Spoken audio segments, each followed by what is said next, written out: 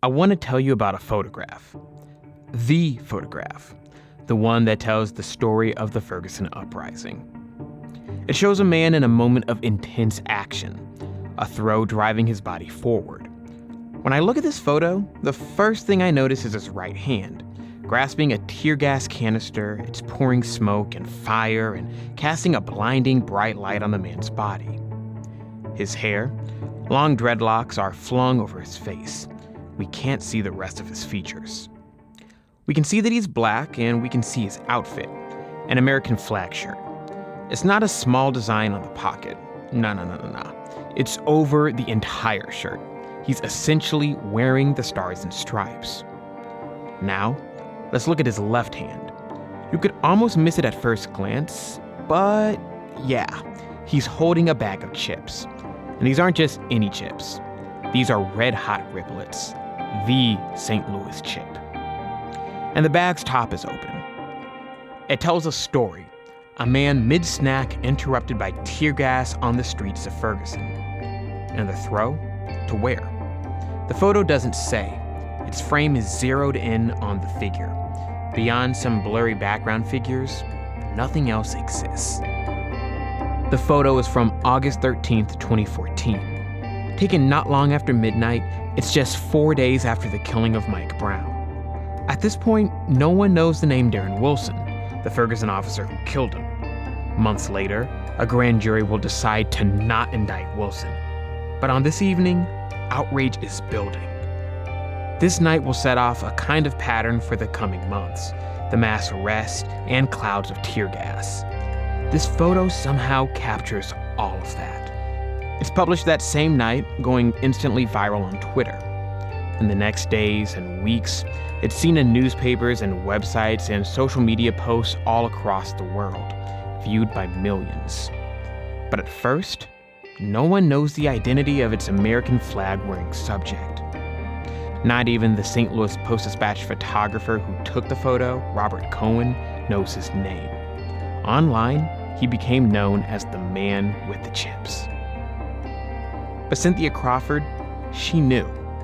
And even 10 years after the photo was taken, after appearing in textbooks and murals and t-shirts and tattoos, after winning a Pulitzer Prize, when Cynthia looks at this photo, she sees what a mother sees. I see my baby. What stands out to me is just him just tossing it, his hair, just him. Courage. On the day of the photo, Edward Crawford is 27 years old. To his parents, Cynthia and Edward Sr., he's not some famous symbol. Here's his dad. We called him Skeeter. That was his nickname. Skeeter was the life of the party. Wherever he went, he just loved life. He loved bringing laughter and joy to anyone that knew him. That night, Edward Crawford, Skeeter, joins the protest.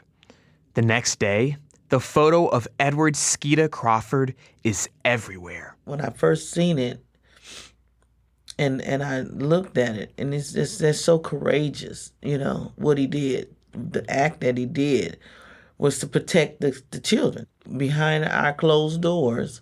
That's what he told me. It was like, and that's what I believe. It went so fast that I really couldn't even grasp it all at one time. But because when I saw the picture, he called me and told me that the picture was out there. I said, son, it was a great thing you did, and I'm proud of you. But he didn't look at it like that. That's the thing about a photo, even an iconic one that seems to contain an entire story about a man and a bag of chips and a tear gas canister. What it doesn't show is what happened before he picks it up, or, zooming out, the people around him, including children in the immediate area. It doesn't show what happened after he makes the throw. His arrest, the police. They beat him. When I see my baby the next day, after they let him out, his face was swollen, you know. His eye was bloodshot. Assaulted and everything. He telling me they tried to shove their batons up his rectum, you know, but he had to close his legs so tight so they wouldn't. I mean, it was horrible. Then they made up this story that when he drew it back, it hit a police officer, and the police officer had to be taken to the emergency room. But they made a big thing about it because he stood up for others, and they didn't like that. It didn't matter, though, what the police thought of the photo. It was viral. It was worldwide. 11 days after being photographed throwing a tear gas canister, Skeeta is interviewed by Brian Stelter on CNN for a national audience in his first TV appearance. On screen, he's standing in front of the Ferguson Police Department. And you guessed it, he's wearing the same American flag shirt that he wore in the photo. So what were you doing with the canister? Were you throwing it at the police? No, sir. I was not throwing the canister at the police. I was merely getting the canister away from me and the kids. The canister was thrown not in the police direction. It was thrown on another part of the sidewalk. He doesn't try to make the protests about him or his famous photo, even when asked about the sudden attention it had brought. I am happy that the media is in my town because this attention that we're getting, I just hope that we turn it into something positive. With the attention, I hope our voices are heard, and I hope our pain is felt by America. There is more to the story and life of Edward Skeeta Crawford and his famous photo. And there was something else happening in Ferguson in 2014, something those camera crews and reporters and editors were only starting to understand, something they couldn't keep up with. I'm Chad Davis. This is We Live Here, 10 years after the Ferguson Uprising.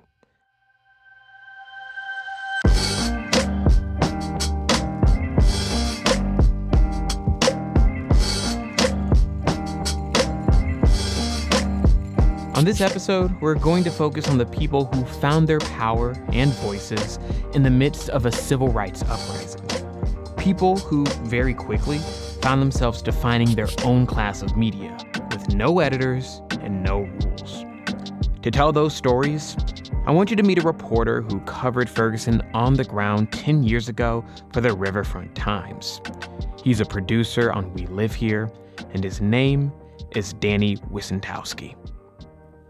As a reporter covering the protests in Ferguson and St. Louis, I watched a lot of videos like this one. It starts with the crack of a tear gas canister flying through the air. The camera follows the bouncing, burning canister, which stops down the street at the feet of a man in dark clothing. He stoops and, in one smooth motion, launches it right back where it came from. It lands in a line of police officers in riot gear, bathing them in their own smoke. That's tear gas. Hey. Yeah. It's August 19th, 2015. Earlier this day, an 18-year-old black teenager, Mansour Balbay, was shot dead by St. Louis police officers. Authorities said he pointed a pistol at them as he ran away, so the officers shot him in the back. That night, hundreds take to the streets to protest. These sorts of videos, they could be 30 seconds or 4 hours long on YouTube, Twitter, or on websites like Ustream or Livestream. They showed me where protests were underway, a sudden mass arrest, a banner drop at an NFL game, a highway shutdown during rush hour traffic. These videos aren't iconic like a Pulitzer Prize photo can be. There's not that focused, frozen moment. In motion, these scenes are messy, loud, blurry. But they felt so real back then. Often, when I opened my phone or computer, it was live. I think the real draw was the fact that people could watch things transpire in real time. They could get a real live account of what's going on right then and there in the seconds of it. I think that's really what draw a lot of people to live streams as opposed to, having to wait for the mainstream media to come up with a video package and edit stuff out and edit stuff in and get comments from people and splice all that stuff together. That's Brien Redmon, a citizen journalist and sometimes live streamer during the Ferguson protests. Brien is a good example of the way that citizen journalists challenge the old definitions of journalism. He didn't have a huge following. 500 to 1,000 viewers was a lot for him. On one hand, he was an observer, getting footage of arrests and protests. On the other, Brien was a protester. He's in the video I just played for you, the guy giving the police a taste of their own tear gas. That's Brien making the throw. Mansour Balbay's death, I was filming that day, and they shot me in the back with a rubber munition. And, it pissed me off, basically. It hurt really bad, but I was more angry about it than I was hurt. So they started throwing tear gas canisters at us. They started shooting them at us. And so several of the people were picking them up and throwing them back at the police line. And I was one of those people. I picked up a tear gas canister and chucked it right back at them because they shot me in the back. That's definitely something I never did in my capacity as a professional journalist, which was the role I was very new at the time. I was barely a year into my first real job as a staff writer with the Riverfront Times. We were a small paper. I was one of 2 staff writers, and from the moment I got to Ferguson, I was surrounded by citizen journalists like Brien. It was unmissable, even to a rookie like me. Because also around me was a vast army of mainstream professional media at every level competing for ratings, for audience, local and national, TV, print, radio, international outlets, film crews, all taking a very traditional approach. It felt disorienting. Citizen journalists didn't seem to have an audience in the way that I understood it. They weren't competing. They were out there. Their audience was finding them. And they were beating the news cycle every day. In my spare moments between reporting and writing, I'd be checking the feeds, refreshing Twitter accounts, making sure I was up to date and not missing anything. The first account I'd check was Miss Jupiter on Twitter. Her real name is Heather DeMian. I would consider myself to be an independent photojournalist. I think the Guardian called me a videographer one time, which I thought was a little lofty for a live streamer, but... Heather didn't start as a live streamer. The day after Mike Brown's death, on August 10th, she attended a vigil near the site of the shooting. She says she watched police antagonize the crowd by driving through them. I mean, it was completely peaceful. It was then. Next thing I knew, there was just, from the outer edges, there was people being shoved and stuff, and cops just showed up with dogs and gas masks for no reason, drove through the crowd, severely angered people. Heather wasn't the only live streamer who had their eyes opened by watching how police treated the residents, community members, and protesters on the streets of Ferguson. Ohun Ashe never thought of herself as a live streamer or protester. None of that was in her social media feed earlier in the summer of 2014. I was posting the most unserious content that there was.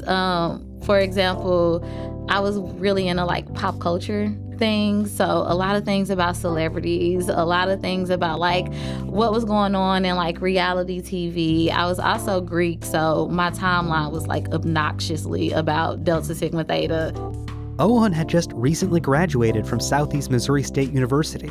She'd landed a job as a corporate videographer. I remember scrolling on Twitter and I saw the picture of the stepfather holding a sign that Ferguson police officer just killed my unarmed son. And that was one of the first things that was very captivating. And I just remember scrolling on social media, calling friends, hey, did you hear about this? Because this is our community, this is our neighborhood. I don't think anything like this had happened so close to us before. Ohun was outraged by Brown's killing, but also alarmed that on August 10th, her community looked unrecognizable. After the police response, a candlelight vigil that night had turned into a riot, producing some of the other iconic photographs of the early Ferguson unrest. Bystanders and journalists shared images of people breaking into a Quick Trip convenience store. Someone lit fire to the structure. The entire gas station burned, and more businesses were looted and burned that night. Ohun remembers feeling angry. The next day, she went to the scene with her sorority. They were one of several groups that came out to clean up the damage. And sometimes it's like a little embarrassing to say, but at the time I was very mad at the community because I felt like this was the quick trip I went to. This is where I got my gas. This is the street that I walk down all of the time, and it's destroyed. But Ohun's anger at her community was short-lived. On August 13th, just hours after Edward Crawford's immortalizing photo, Ohun drives to Ferguson straight from work. She brings her camera. This is that day where it was a ton of media there. CNN, MSNBC, all of those people were there. And the police were once again being very difficult to the crowd. So I was really just trying to capture that. And it was an instance in particular that was going on because at this time they had a lot of the side streets blocked off. The police had shut down a major portion of West Florissant Avenue, cutting off residents from their apartments and homes. And it was this elderly man on crutches, and he was trying to walk home, and they wouldn't let him go in the direction of his home. And they ended up pulling him by his blue lanyard around his neck, pulling him down and arresting him. And I had never seen anything like it. They formed this circle around him so you couldn't really see what was going on. And then they had a line in front of that. So you couldn't really get a good picture of it. So I'm sitting there with the CNN guy with my little Canon camera trying to get the footage of what was going on. And because of that, they arrested me, and I got kind of swept in that media arrest of the day. I'm not disturbing anything at all. I'm not disturbing anything. It's my right. I'm going to get it. Don't break my camera. Stop! Don't break my camera! Could authorities have arrested their way out of this uprising? Well, it certainly felt like they tried. It reached absurd proportions, like the 5-second rule from October 2014, an official police policy that said protesters had to be moving at all times during demonstrations, and if they stopped, even for 5 seconds, they would be arrested. That policy was challenged by the ACLU, and it was later thrown out by a judge. But the mass arrests didn't stop. Ohun was arrested multiple times. Heather DeMian, who uses a wheelchair, was dumped on the ground and arrested in Ferguson. In 2015, I watched as protesters left a highway after blocking traffic, only to find police waiting to arrest them en masse in the parking lot. I watched an officer trip and slam a legal observer to the ground, and another threaten a protester who was having a seizure that she would be arrested if she went to a hospital. The arrests didn't stop the protests that summer or the following years. Their roots grew deeper in St. Louis. And there's at least one good reason why. Black people kept getting killed by police. 10 days after Mike Brown's death, 2 St. Louis City police officers killed Kajime Powell, a 25-year-old with schizophrenia. Also that year, 24-year-old Vonderrit Myers was killed by a St. Louis City police officer who was working private security for a neighborhood. I already mentioned 18-year-old Mansour Balbay and the protests that erupted after his death. That year, in 2015, the center of protest intensity had moved from Ferguson to the streets of St. Louis. Ohun Ashe moved with them, always filming. In one of her videos, posted to Instagram on January 16, 2015, protesters are blocking a street in St. Louis City, demanding justice for Vonderrit Myers. A police officer is trying to convince them to move. The cop is all concern. He says, "What if an ambulance comes by?" A protester responds with a counterpoint. Vonderrit Myers didn't even get a chance at an ambulance. There ain't no ambulance coming. If there is one, we let it through. I'm saying there's not one right this second. I mean, by every dog, you get a chance to get in the ambulance. I'm just saying. In 2017, Ohun took on a new role. Under the name Expect Us, she and others helped organize a movement. She led protests, and she used her voice.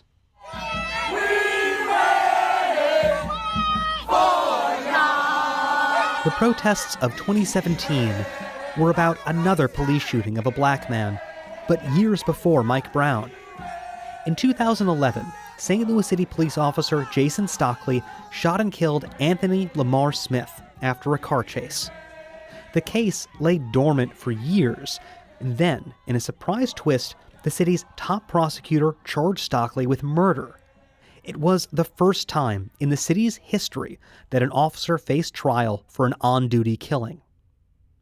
In September 2017, after that trial, a judge acquitted Stockley of all charges. Protests erupted, and Ohun wasn't just there to film the protests. This time, she organized them. You could feel the importance. You can feel the change that you were making. It's nothing else mattered than continuously showing up, showing what was going on, and making sure that what mainstream media might have been telling wasn't necessarily the truth most of the time. So it was like this obligation that we had to share the truth. There were moments during that year of protest in 2017 when Ohun wondered about what would happen to St. Louis afterward. What would happen to her and her community? I've always felt like St. Louis, and specifically Black St. Louis, has so many amazing things going on, but it was this narrative at the time that we did not. It was very negative about the Black community. I think like crime was rising, and that was what the focus was on. And I was like, no, we have all of these businesses, we have all of these events, and what about if we had this centralized location where you can find these things? The idea became For the Culture STL, an online hub for Black culture and businesses in St. Louis. It's just turned 6 years old, with hundreds of thousands of visitors and annual events that have brought people together in real life, not just online. These days, Ohun's videos sound more like this. If you're living in St. Louis, did you know we have an all-Black, proud-to-be Black pharmacy that's sitting in our own community? Today we're at Greater Health Pharmacy and Wellness, so let's go inside. And her recent live streams celebrate community, like this video from a 314 Day celebration. That's a day to showcase St. Louis pride. It shows a crowd of people taking a group photograph at the Gateway Arch. Drop your neighborhood, St. Louis, in the comments. Hey!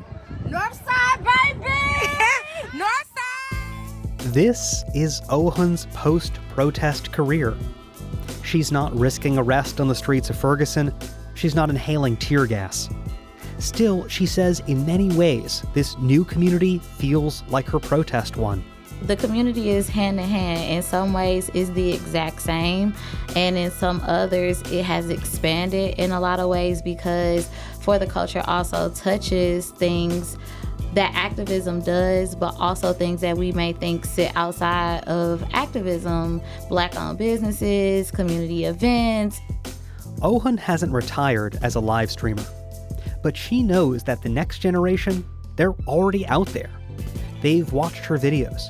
They followed the George Floyd protests, and January 6th, they're on TikTok and Twitch. On a technical level, live streaming has never been easier. But it's not about easier. It's not about software or phones. That's what Ohun hopes the live streamers of today recognize. Ohun got hurt doing this work. They all have. Heather, Brien, the other live streamers, pepper sprayed on camera, thrown to the ground by police, detained in cold cells, wrists bent back in too tight handcuffs, charged with crimes, threatened online. She knows the risks, what can be lost, and she wants them to know, we need you. That work is extremely important, and it's also very difficult because not only are you active in the protest, you are also being a voice for the people who are following online. So you're wearing these like dual hats. And again, just thank you for doing that work because it is hard work. It is tiring work because you wear so many responsibilities when you hit record. We'll be back after the break.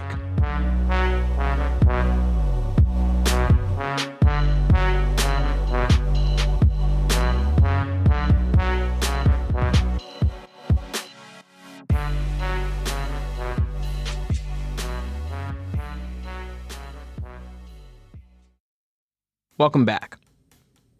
Now I'm going to say something that probably sounds pretty obvious, But just because you call yourself a journalist or a live streamer or anything really, it doesn't mean you stop being you. When you're filming, your experiences, your baggage, that doesn't just disappear. What if you're at a protest whose cause you agree with? Do you join in the chanting, or do you just describe what's happening as neutrally as possible? What if you see something that genuinely makes you angry? Are there lines you can cross between live streamer and protester? And if there are, well, who gets to draw them? During the Ferguson protest, there was one live streamer, Bassem Masri, who pushed that line more than any other. Producer Danny Wicentowski wanted to know why. To try to understand Bassem Masri, I first went to Umar Lee.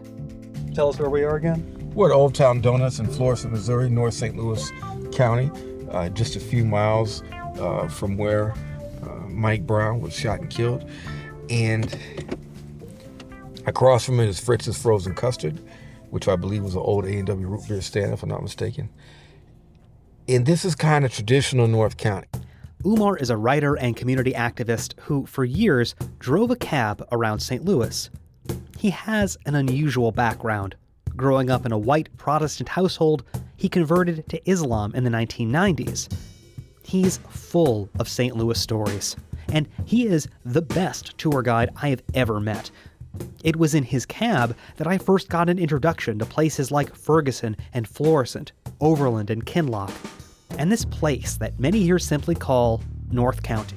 These were traditionally blue-collar towns, and they boomed after the 1950s because of the GI Bill, the Interstate Highway, the desegregation of St. Louis public schools, and white flight. Same story happened many other places around the country. I bumped into Umar a lot in 2014. While I reported on the protests for the Riverfront Times, Umar was joining those protests, capturing hours of video. Like Heather, Brien, and Ohun, he was a citizen journalist. Here's Umar during the riot around that quick trip on August 10th, recording as people rushed in to loot it. Well, I had a quick trip where the incident started, and looting and ransacking from Trick Trip. But I'm not at Old Town Donuts with Umar just for another tour of North County history. I've asked him to meet with me to talk about someone who is arguably the most controversial figure of the Ferguson protests. Because if Edward Skeeta Crawford represents something iconic about the Ferguson Uprising, then Bassem Masri is something close to infamous. No less than the New York Times described him as the unofficial videographer of the Ferguson protest movement and one of its chief provocateurs. My name is Bassem. I'm here in St. Louis to protest injustice anywhere there is. This is the earliest video of Bassem that I can find from Ferguson. He uploaded it to Facebook on August 11th, 2014. It's a selfie shot video, his face lit by police lights as he approaches a protest. What you need to understand about Bassem Masri is that he established himself as a live streamer with a particular viewpoint. As a Palestinian American, Bassem connected what he was seeing in Ferguson to what was happening in Gaza. A 17-year-old kid got shot and killed yesterday by police in Ferguson, and people have rioted because of it. I'm here to remind them there are 439 children that have died in Gaza in the last year. When the Ferguson protests broke out, the 2014 Gaza war was weeks away from ceasefire, with Israel and Hamas still in open conflict and Palestinian health officials reporting hundreds of deaths of children. But Palestinians in Gaza were following the news in Ferguson.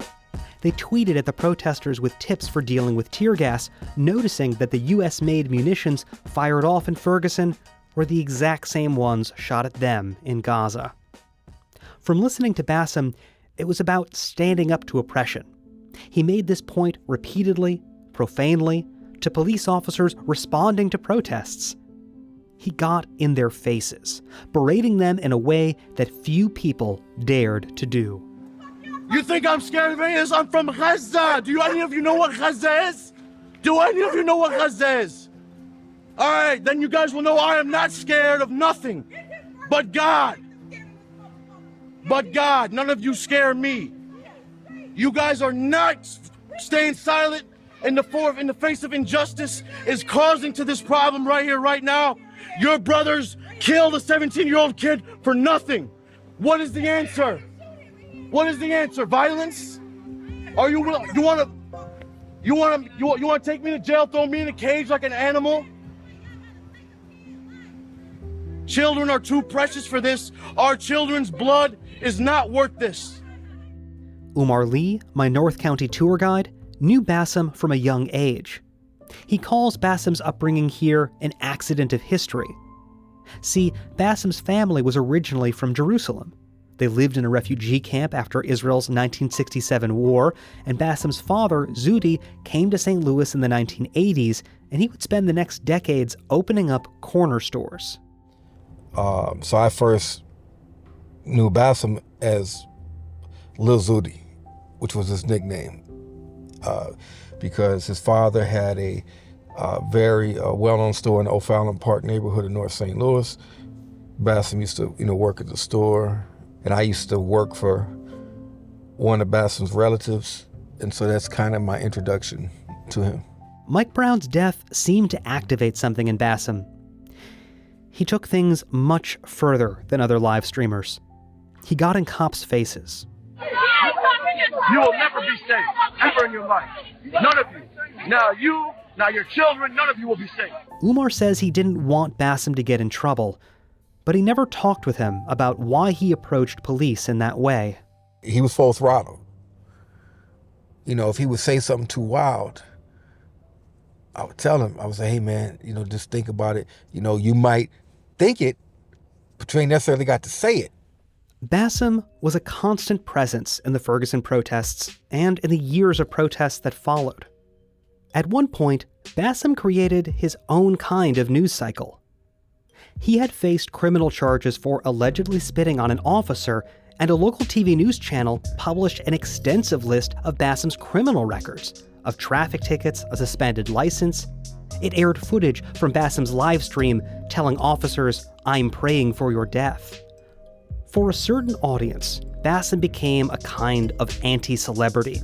Trolls followed him and mirrored his streams for their own chat rooms to mock and document. But there was a reason behind Bassem's anger. It wasn't just about what was taking place in Gaza, but what was happening in North St. Louis County. Here's how his cousin, Faizan Sayed, describes it. And Bassem, growing up like many other Palestinians, he would work in his dad's shop. He worked in a predominantly African-American community, and he would be in that shop for hours at a time. So as Bassem was growing up, he really saw himself not apart from that community, but really part of the North City community, part of the African-American community. A lot of his friends are African-Americans, grew up in that area, and his personality and whatnot really reflected that type of reality. That reality also shaped his view of the police and the power and terror they could wield. You can hear this part of Bassem in another video of his. It's from November 19th, 2014. He's filming directly outside the Ferguson Police Department. Bassem, as usual, is face-to-face with a cop who is decked out in a helmet, face mask, and body armor. They've only abused us. We've never touched any of them. They've victimized all of us. That's why we're all out here. We ain't out here for shits and giggles. You know what I'm saying? Every ticket, every warrant, everything that y'all ever done to oppress us, this is the manifestation of that, along with our blood on the street. So you got nothing to blame but yourself. Bassem turns the camera toward the protest line so we can't see what the officers do next. But we can hear them. Son, you're under arrest. You got warrants for your arrest. You're under arrest. Umar Lee, it turns out, is in the crowd as well, filming from a different angle. He's close enough to hear Bassem berating the cops. So we got fluorescent police. We got no name tag cop. University of Missouri, St. Louis County. I thought I saw Missouri Highway Patrol badge here. All right. Here we go. My man Bassem on the front row. Just as soon as Umar says those words, you can hear the officers announce the arrest. as always. Oh! Awesome. Who they get? What for? Who they get? What do you do? Who did they just arrest? That night, Bassem is among 5 people arrested outside the Ferguson Police Department. But as you can hear in the video, he's the only one informed directly about his warrants as officers close in. It's not the first time that the police single him out, or the last. Umar says that Bassem wasn't that angry version of himself all the time, but he had his demons. My sister had hired him, and he was selling life insurance, and he was a very talented salesman. And he loved to talk about Ferguson. He loved to talk about the Palestinian struggle, and he loved to talk about his addictions. And he was very open about that. It's true. Bassem was public about his history with addiction to heroin. He tweeted about getting sober, about using Narcan to save someone's life, and how he was helping others escape what he called the most addictive drug on earth. It's October 6th, 2018, the last video of Bassem Masri's that I can find before his death. I don't know if y'all can hear him yet, but we're walking up on him now. How's everybody doing today? All right, now that we got a few viewers, I just want to let you all know that this is not TVPG. There might be some profanity, etc. So if there's any... He's in Clayton, the seat of government of St. Louis County, and the location of the office of U.S. Senator Roy Blunt. All week, people have been protesting here against the appointment of Supreme Court Justice Brett Kavanaugh. They're arresting people right now, as y'all can see. Fight back! Fight back! Officers arrest the demonstrators, and Bassem joins in the chanting. After the arrests, he makes his way to the sidewalk. He spots a familiar face. Miss Jupiter! It's part of my disability, my joints disability. Look, it's Heather, y'all. Of my bones. Hey, Bass, what's up, man? How you doing? You all right? Oh, not really. I'm in pain, but I'm here. I'm sorry to hear that. You're always there. Bassem Masri never stopped speaking out. About police, about Ferguson, about Gaza. He seemed to thrive when taunting armed police officers covered in body armor. About a month after the protest in Clayton, Bassem was found unresponsive on a bus in St. Louis County. Efforts to revive him failed. A toxicology report later showed fentanyl in his system. He was just 31 years old. Umar Lee was in Dallas when he got the news. He returned to St. Louis for Bassem's funeral. He says it came as a complete shock. Actually, I thought he was doing well. Like, he seemed to me that he was doing well. But other people that knew him better than I did, said, he was struggling. Yeah. Bassem left behind a legacy. Live streamers like Heather DeMian still talk about him, about the way he inspired them to keep going, to keep filming. The live stream, Bassem called it an alibi. It's like they can't accuse you of doing something that you weren't doing because you have the live stream proving where you were and where everybody was. Bassem also led a complicated life. And some will say he wasn't a protester or a live streamer, but a provocateur, an agitator. Bassem isn't around for us to ask him about that. We're left to grapple with his anger, the way he expressed it, and the impact he left behind. Umar says it's complicated. And I think it's almost like religion.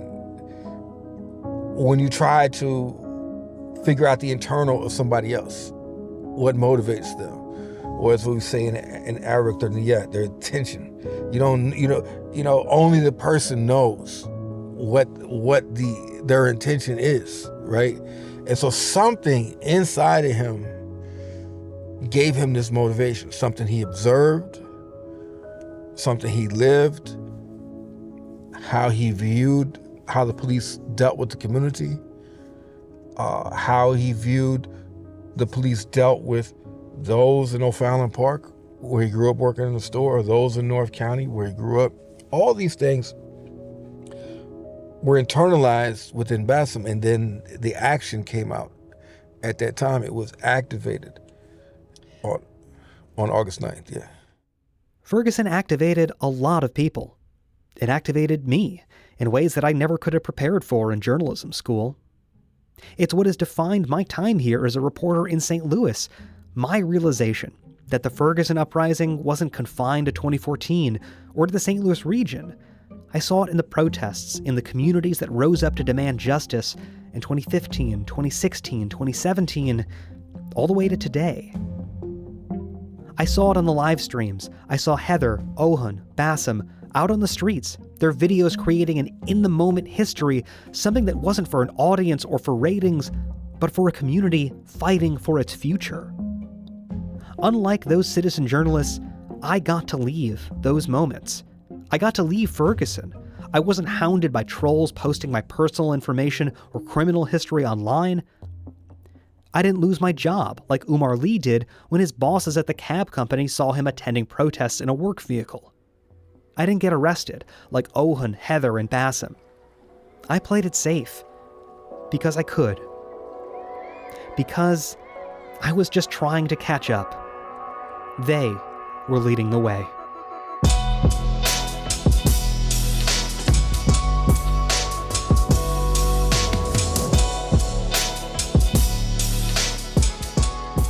That was producer Danny Wicentowski. After the break, we go to church and we say goodbye to a Ferguson icon.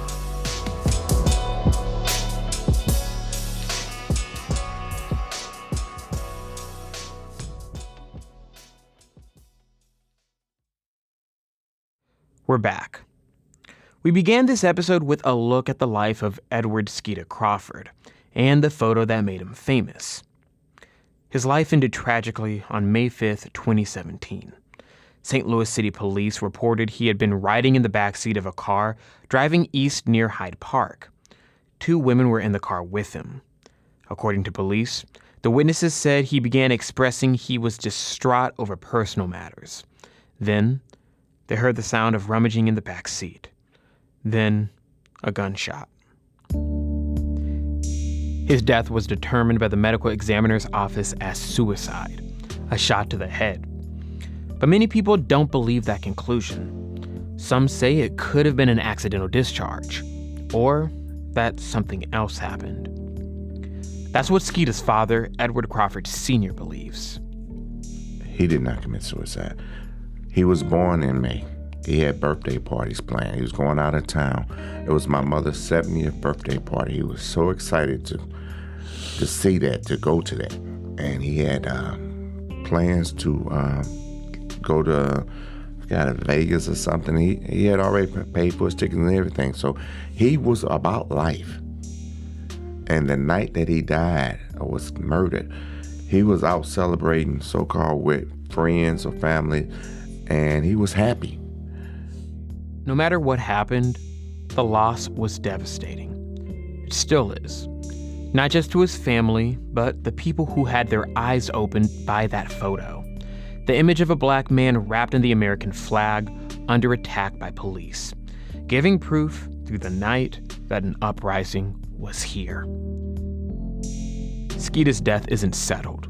You'll still hear his name spoken among other notable Ferguson protesters like Bassam Masri or activist Darren Seals, who was found shot and killed in a burning car in 2016. His homicide has not been solved. But that's not what people are talking about on May 15th, 2017, at the Greater Faith Missionary Baptist Church in St. Louis, the funeral for Edward Skeeta Crawford, his celebration of life. The church is packed. Many of the attendees are wearing American flag t-shirts. Reporters are covering the event, the death of an icon. Good afternoon. Rising first to speak is attorney Gerald Christmas. My name is attorney Gerald Christmas. Edward was my client, and he was also my friend. Over the last 3 years, I've been representing him in Ferguson, you know, Edward had the courage to throw that tear gas canister away from those children. And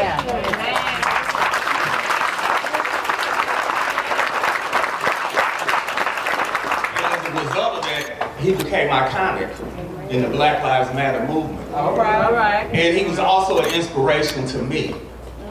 And I worked with Edward because Ferguson had trumped up charges against him. We were in the process of getting those charges resolved where he would have no criminal record. Skeeta didn't live long enough to see his criminal charges resolved or to fully embrace his role in the legacy of the Ferguson Uprising. What he left behind? It's more than a photo can contain. That's what his mother, Cynthia, wants people to understand about her son. He was everything you see in that photo and more. He really didn't get treated like a celebrity. He went on to try to do his day-to-day life, you know. He take care of his children. Take care of his kids, go to work. Right. Come home. I mean, it bothered him to the point where it just, you know, he know in his heart that he wasn't trying to hurt an officer. He didn't know what the outcome would be. But I stood behind my son. And I still, on his birthday, I wear the flag shirt, the flags. I got a flag in my house. I got a flag, you know, just remembering that we do live in America. And I guess with that picture, stand up for what's right. That was Skeeta. That was the live streamers, the protesters. They showed up. They didn't stop being themselves when they picked up the camera. Actually, just the opposite. It wasn't a time to stay on the sidewalk, to think about the risks, to listen to the trolls. No one knew where the protest would take us or what the consequences were. It didn't matter. They couldn't stop moving us forward because we couldn't stay where we were, trapped in the smoke.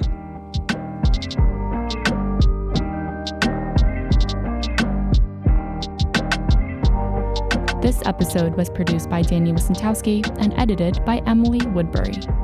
With production assistance from Chad Davis and Ulaa Kuziez, and audio mixing and podcast design by Greg Munteanu. We received editorial guidance from Brien Heffernan. Kris Husted is our executive producer. Special thanks to Marissanne Lewis-Thompson. Our theme music was inspired by Cassie Morgan and remixed by Mastermind. We Live Here is a production of St. Louis Public Radio in collaboration with the Midwest Newsroom. Thanks for listening. We'll see you next week.